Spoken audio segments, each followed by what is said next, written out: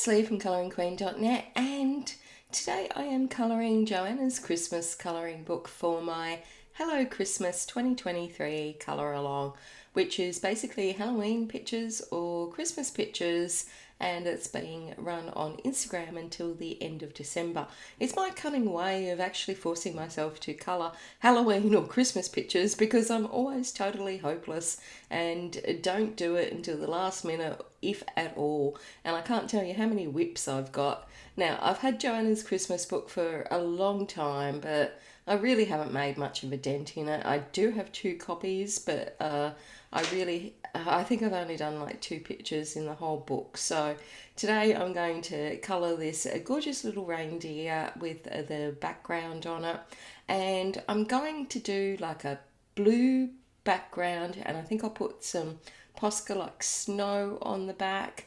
And then I'm going to do the reindeer in like reindeer colours. And I'm really tossing up whether to do like red and green flowers on the reindeer, like traditional Christmas colours, and then maybe gold around on this edging, but I'm really not sure at the moment. So anyway, join me as I colour the background and the reindeer today, and I'll be back in another video to colour the flowers, and hopefully by then I have made up my mind on the colour scheme for that and the swirl and the outside border here. But today I wanted to tell you a crime and colouring story because it's been quite some time since we've done crime and colouring. We've done colour and story and colour and chat, but not crime and colouring. So today's crime and colouring story takes place in Texas in the USA, and in particular in Dallas in the 1990s.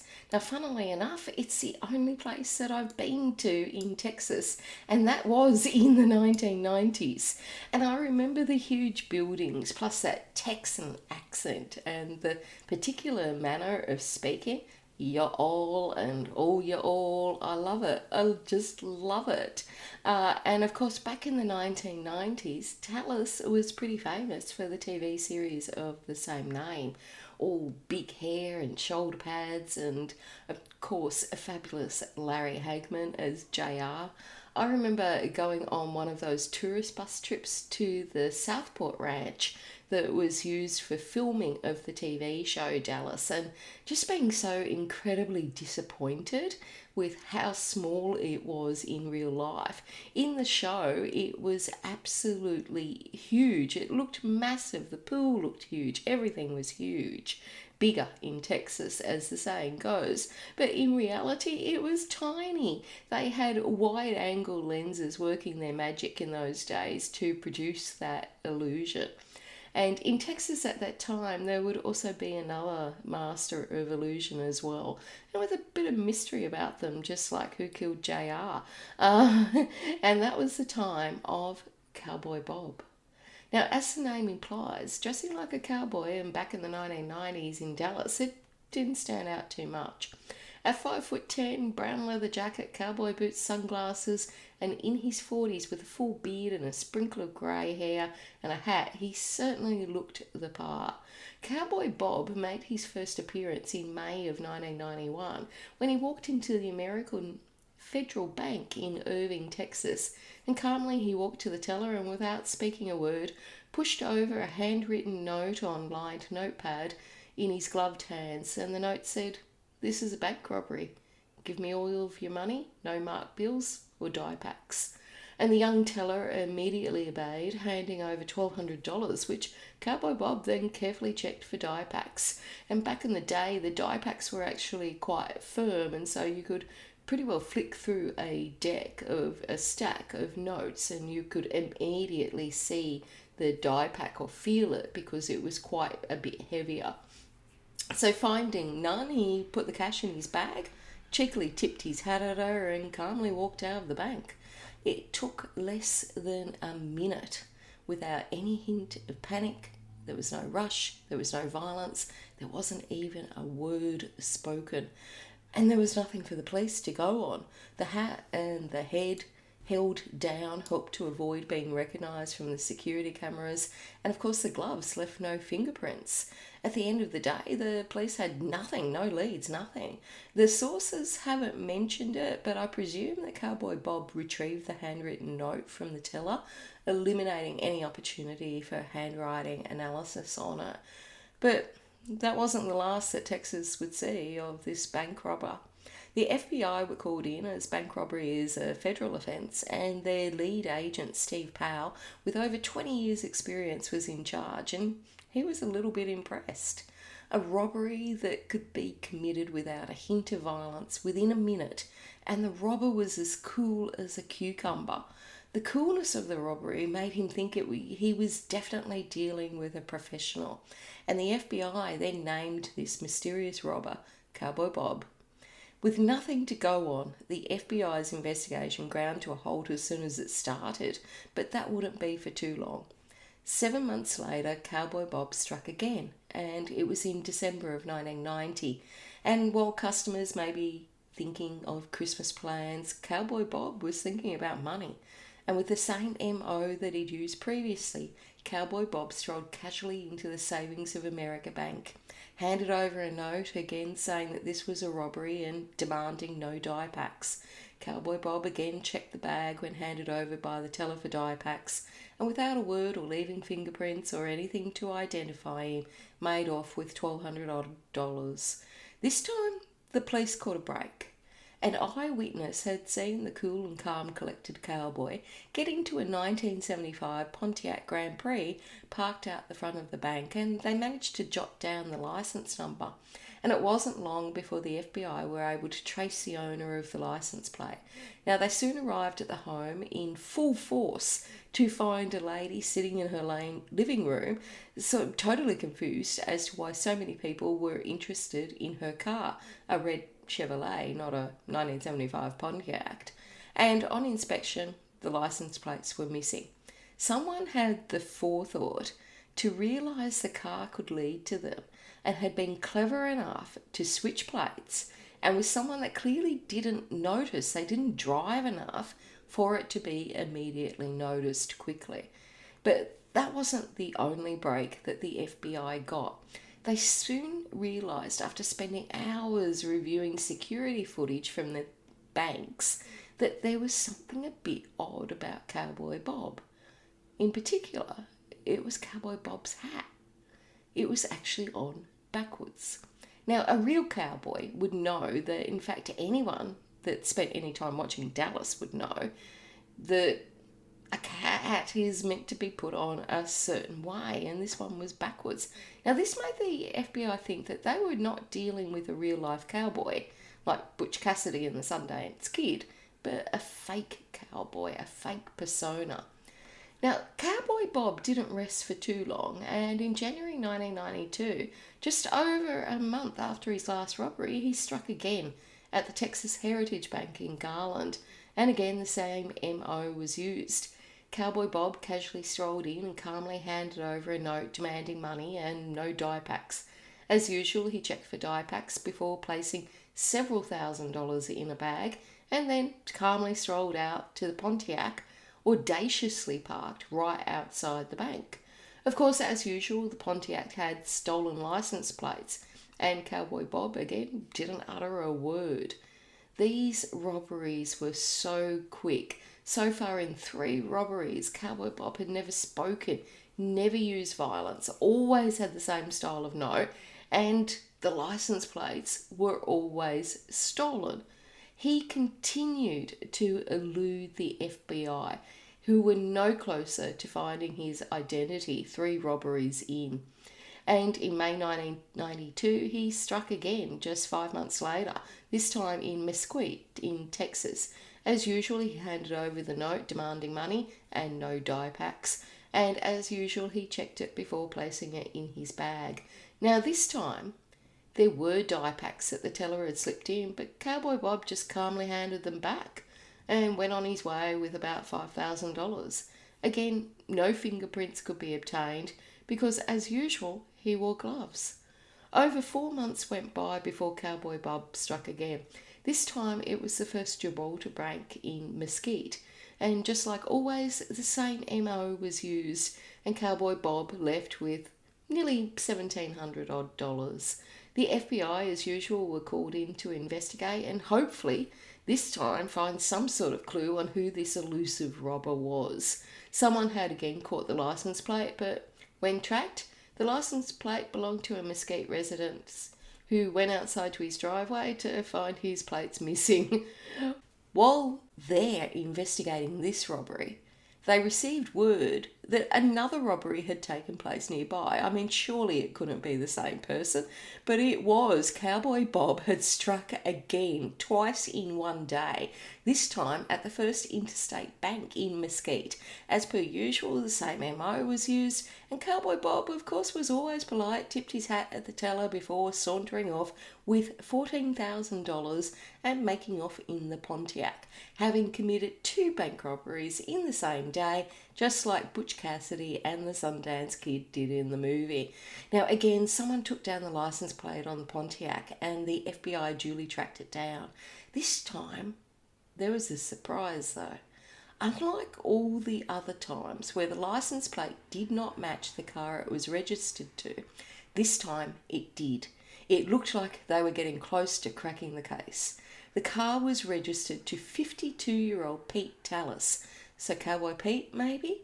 Pete worked at a Ford auto parts factory not too far away, so the FBI quickly made their way there, and it looked like they had finally got their man.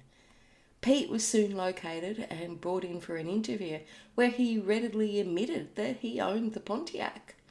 But there was a problem. He wasn't the one actually using the car. He had given the Pontiac to his mother Helen and his sister Peggy Joe, who lived with her. They had the car for over a year and he'd helped them out with it as mother and daughter couldn't really afford their own car.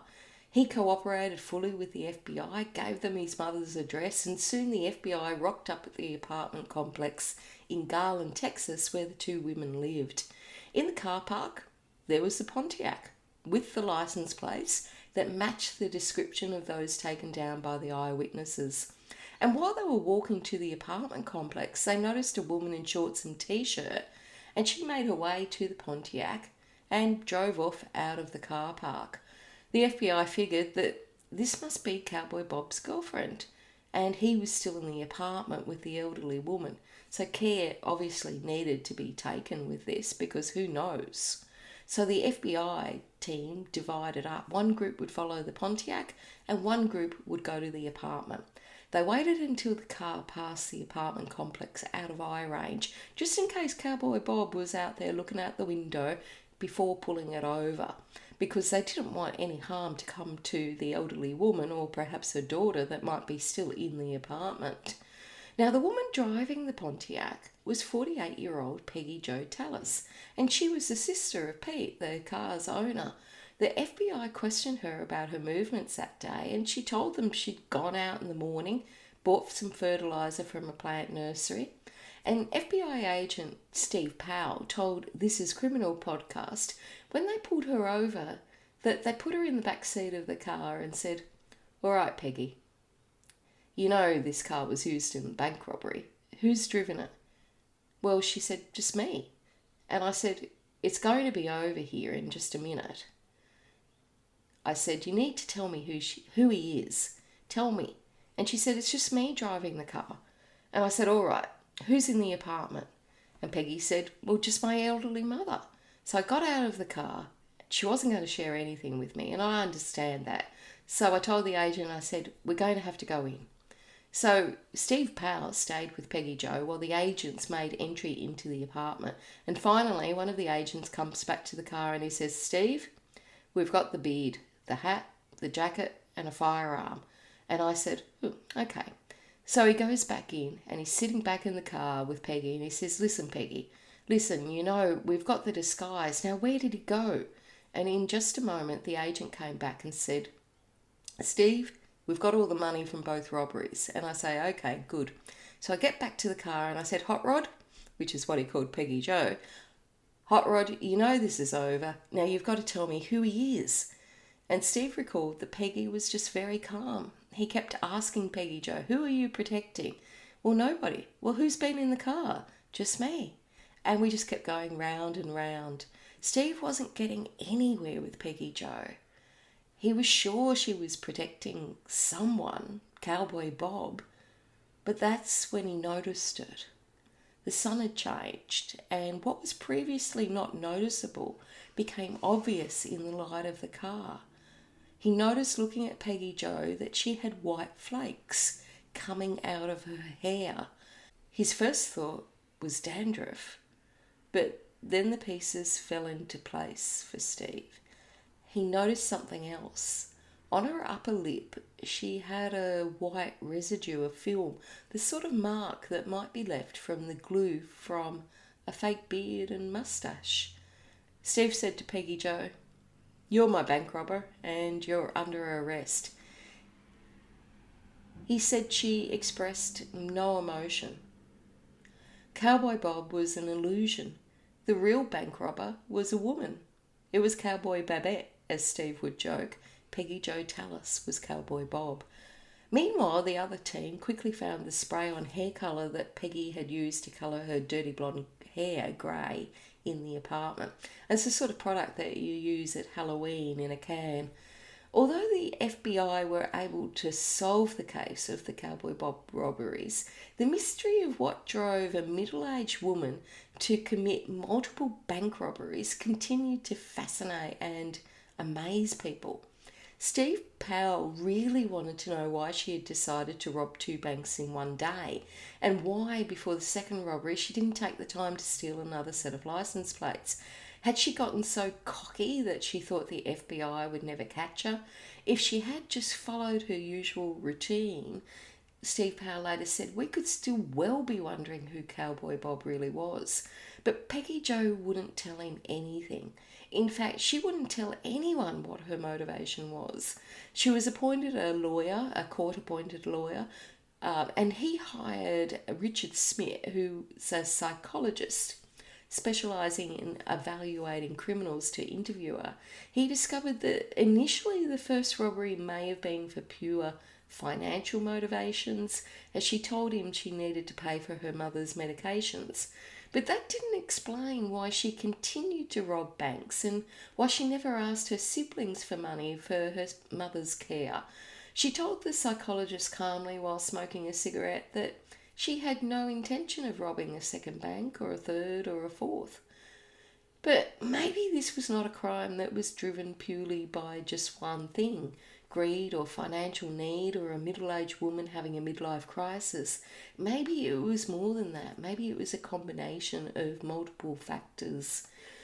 Peggy Joe had always lived her life to a different drumbeat from those in her family and her friends, it would seem. The green-eyed girl with the dirty blonde hair was the youngest child out of 3 and was just 5 years old when her father passed away. Her siblings, they excelled at school life, her sister Nancy being a majorette, and her brother Peter, the one that had gifted her the car, a star basketball player. But Peggy Joe didn't take school too seriously. She was popular, but she didn't like school, and she dropped out in year 10. According to Texas Monthly, she told her friend Karen there was just too much else to do in life than spend so many days at school. And soon she would just start doing that. She soon took off to San Francisco on the spur of the moment just to see what it was like. And it was the 70s and California was leading the way with arts and poetry and music. It was a far cry from Texas. While her friends were furthering their education and careers, Peggy Joe was having adventures. She was reading poetry. She was enjoying the freedom. But she did return to Texas, but with a fresh outlook on all that the world offered. She didn't go to college, but she left the family home in Grand Prairie in her 20s and got a job as a receptionist at the Marriott Hotel. This wasn't her dream, though. Her real dream was to live a simple life in Mexico on the beach. She didn't want huge amounts of money. She just wanted enough to get by and live out this dream, her ideal life. And in the meantime, she enjoyed herself. She got an apartment, and her workmate Cherry would spend the nights racing her little Fiat down the streets and then hitting the clubs and watching bands like the Doors and the Rolling Stones. Afterwards, they would often unwind at little coffee houses where poets read their works. And if she wasn't out and about, she was at the movies, and some movies, like Butch Cassidy and the Sundance Kid, she would see over and over. They were her favourites. Her friend Cherry told Texas Monthly about one of these nights. They were driving around in the Fiat and they passed a Wells Fargo armoured truck. And Peggy Joe said, "You know, I could go rob that and not have to worry about anything for a while." "You'd need a gun," Cherry said. "Oh, heck, I'm smarter than that," Peggy Joe replied. And Cherry laughed it off, never for a moment thinking that Peggy Joe would do anything like that. She was a bit feisty, though, she recalled. She wasn't intimidated by an authority. When a police officer pulled her over one night for speeding and issued her a ticket, she just took the ticket, laughed at him and tore it up in his face. Cherry recalled another night when they'd been out at a restaurant. The two had got into a bit of a tiff and Cherry had gone to walk it off. She then noticed Peggy Joe walk outside the restaurant. There was a pickup truck there, and it seems it must have been a trustworthy area because the truck was unlocked with the keys in the ignition.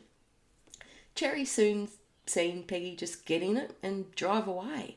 She was caught by the police and pleaded guilty to a felony charge of unauthorised use of a motor vehicle and received 5 years of probation.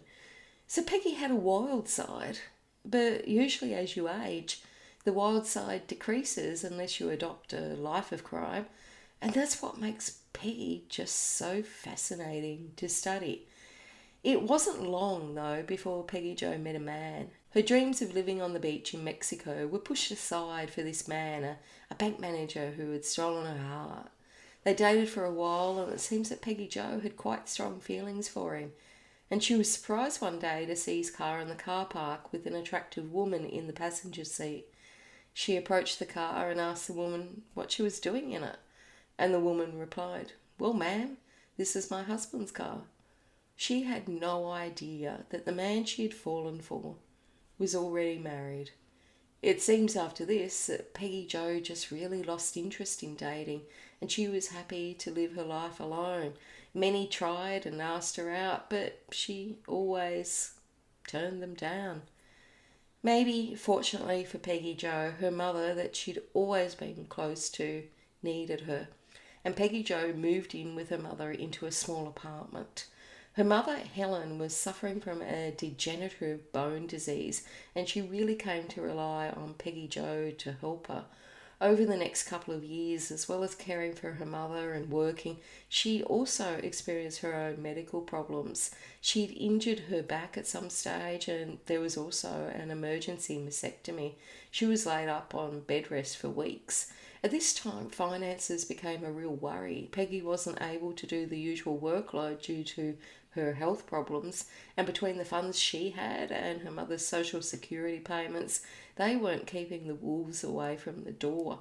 And it was at this time that Peggy Joe started taking anti-anxiety medication. Her friend Cherry said, "I think she was beginning to feel like she could never catch up, and she was too proud to ask anyone for help. She liked to help people, but she didn't want people to help her. And her life had gone from adventure to carer, and while her friends had careers and husbands and families, she lived alone with her mother." Throughout all of the conversations with the FBI after her arrest, Peggy Joe never discussed why she decided to create a persona, why she started robbing banks. But maybe Peggy Joe just wanted to be someone else. Maybe she wanted to be like the main character in her favourite movie. Peggy Joe ultimately pleaded guilty and she received a sentence of 33 months in federal prison. Now, people were pretty shocked by this. The sentence seems quite light at just 33 months, considering it was a robbery and multiple robberies. But maybe as she had not been armed, it was in her favour. And although she had some struggles, people believed that Peggy Joe had no reason to commit robbery. She wasn't doing it for the money, she had a job. She didn't have an addiction, and she seemed to be a kind and thoughtful woman. It just seemed totally out of character. Her niece Michelle said, "I promise you, my Aunt Peggy was the last person on earth you would ever imagine robbing a bank. Whenever I was in a car with her, she never drove above the speed limit. If anything, she drove below it, and she always came to a complete stop at stop signs." Her neighbour described her as a sweet lady. Some felt that maybe this was some sort of midlife crisis. Maybe Peggy Joe thought that this was her chance to make her dream come true of living on a beach in Mexico. Her niece Michelle went to see her at the federal prison in Bryan, and although she knew that Peggy hated the life in a cell, she didn't let that detract from her visit with her niece. Her concern was all for her and Michelle's young daughter, and she didn't talk to Michelle about the reason why she was sitting in jail, other than to assure her it wouldn't happen again. After her release from prison, Peggy Joe and her mother Helen moved into a 2-bedroom house in Garland, Texas. Now, this helped them avoid questions and prying from others, and where they could just live their life without being under a spotlight. And Peggy Joe was determined that her mother would not go into a nursing home and that she deserved to have her own home and be cared for. Peggy Joe became a model parolee and citizen. She soon got a job at a marina, and she was well liked and respected at her work. Her employer, Susie Leslie, told Texas Monthly, "She was one of our best employees. Not once did the money in the cash register come up short on her shift. And what I loved about Peggy Joe was that she checked on the poorer customers. She was constantly pulling out her own money to help some of the families pay for bait. She used to visit with a poor Vietnamese woman who came out here to fish off the docks for her family's supper. There was a man who came out here who was deaf, and Peggy would write down questions on a sheet of paper, asking him if there was anything he needed. And I know she used to give money to a man here who had been in prison and was still down on his luck. Men would ask her out, but she always declined, saying she had to get home to her mother. She was known as the lady in the hat, not Cowboy Bob, and it seems most people didn't know of her past. John and Carla Dunlap got to know her as they kept their boat there, and they said she was a very gentle, kind-hearted individual. They loved her to death. She was just a great person. She didn't colour-code things. She spoke it just the way it was. What you see is what you got. They told NBC News that she even turned the ducks and the geese into her personal pets. There was Barney and Bernice and One-Eye. Peggy had them eating minnows from a bucket and visiting her in the store. Carla Dunlap recalled how kids loved her. She always gave them candy. If they caught even the smallest little fish, she would take pictures of them and put them in the photo album in the marina. She was just a mother figure to them all. Peggy Joe's life seemed to have settled into a routine: work, look after her mother, and care for others. But her mother would soon pass away peacefully in her sleep in December 2002 at the age of 83. In her own bed, in her own home, with Peggy Joe there to the end holding her hand. Her older sister Nancy had already passed away, and there was just Peggy Joe and Pete remaining of the siblings. The funeral actually brought Peter and Peggy Joe together again. The two had been estranged, but the loss of their mother helped the two reunite, and Peggy Joe became part of her brother's family and their life together, attending events like Christmas together. So she wasn't completely alone. But after spending most of her life with her family, with her mother, either raising her or caring for her, the death of her mother just changed Peggy Joe.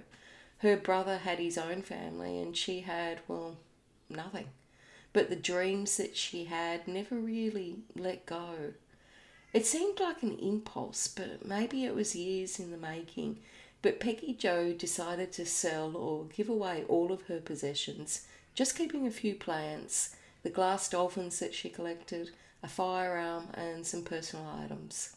In 2004, she purchased a 20-foot RV with purple shades that she paid off and set out to travel around. It seems that she was still craving adventure. She told Susie at the marina she was going to put some money together and head down to Padre Island or to Mexico and live on the beach like she'd always wanted to. She told Susie, I ought to come along while I had the chance before life ran out on us. Peggy spent the time travelling, sometimes staying at her brother's farm, but essentially being on the road, who knows where, and occasionally calling her brother and niece and checking in on them.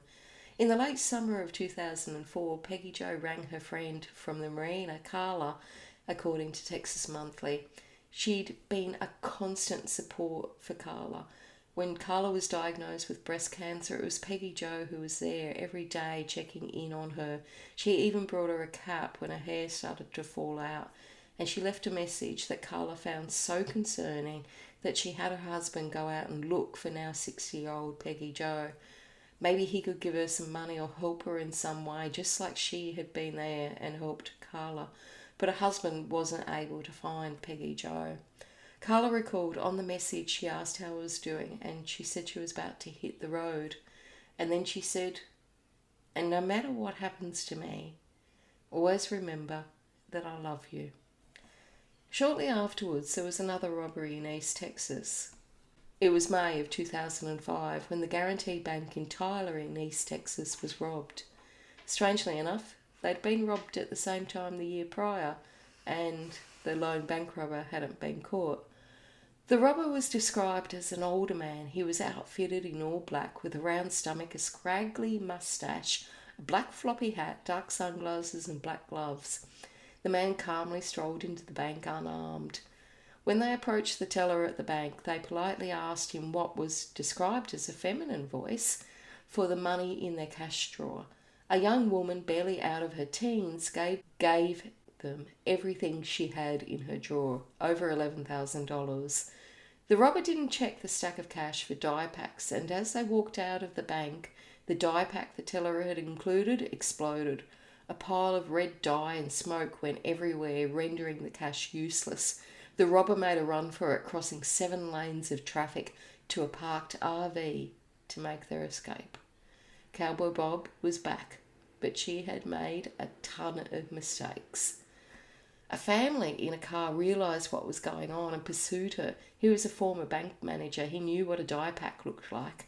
Using his cell phone, he was able to tell police the licence number and its route. But luckily, FBI and police were actually in the area, and they were soon hot on the trail of the RV. Not only that, an off-duty SWAT officer was nearby as well, and he soon joined in a very slow pursuit. An RV doesn't make a good getaway vehicle. Using their vehicles, the police were easily able to close in on the RV in a quiet housing estate not far from the bank. Their vehicles blocked all exits and the RV was surrounded. There was no way out. The local police sergeant, seeing the lone female driver, make eye contact with him. She shrugged her shoulders and moved to the back of the RV. The police had no idea how many people were in the RV. Was it a group of the 3 male suspects they were suspected of causing other bank robberies in the area? Or was it a lone robber? They just didn't know, and they didn't know if they were armed or not. They drew their weapons. A local neighbour filmed the event as it happened on his video camera. Meanwhile, Peggy Joe made her way to the back of the RV and calmly sat at the table and smoked a cigarette. When the police demanded she hand herself in, she appeared at the door. The police seen that she was an older woman in a hat. She could have been their grandmother. Despite their pleas for her to hand herself in, Peggy stated that she would never go back to prison. The police were still unaware if she was alone or not, or if there were others in the RV, and she soon reappeared at the door of the RV with a weapon raised in her hand, and the police did what they'd been trained to do. Afterwards, tear gas was released into the RV, but there was no one there.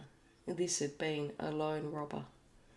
It was later discovered that the item in her hand was in fact a toy. Even though she had a real loaded weapon in the RV, she never used it.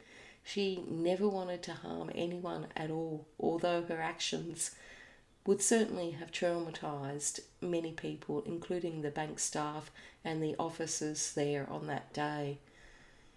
Inside the RV, they found a small baggie of marijuana, a purse containing $38 in cash, and her driver's licence identifying her as Peggy Joe Tallas. When they ran a records check, they realised that the woman identified as Peggy Joe was in fact the legendary Cowboy Bob. And Steve Powell, who had now retired from the FBI, was given the news. And he recalled saying, "Say it ain't so."